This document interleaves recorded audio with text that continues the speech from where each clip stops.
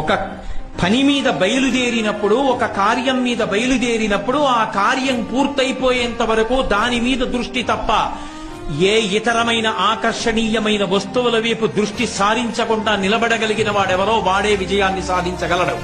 ఈ నాలుగిటిలో సంకల్ప బలం లేకపోయినా, సంకల్ప బలం ఉన్నప్పటికీ కూడా మంచి పనులు చేస్తున్నాడనేటటువంటి పొగడ్తలకి వశపడిపోయేవాడైనా, తను చెయ్యవలసిన పనులు చేసినా ఆ పనులు నేనే చేస్తున్నాననుకుని పొంగిపోయేవాడైనా, నిషిద్ధ కర్మల జోలికి వెళ్లి ఆకర్షింపబడి వాటి పట్ల హత్తుకుపోయేవాడైనా, వాడు తలపెట్టిన కార్యముల యందు వాడు కృతకృత్యుడై సమున్నతమైన స్థానములను అలంకరించలేడు.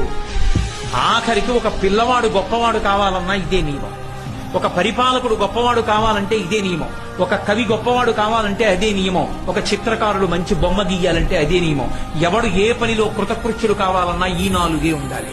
ధృతి, హృష్టి, మతి, దాక్ష్యం, సకర్మసు నసీదతి. ఈ నాలుగున్నవాడు తన కర్మల యందు చెడడు, వాడు కాడు.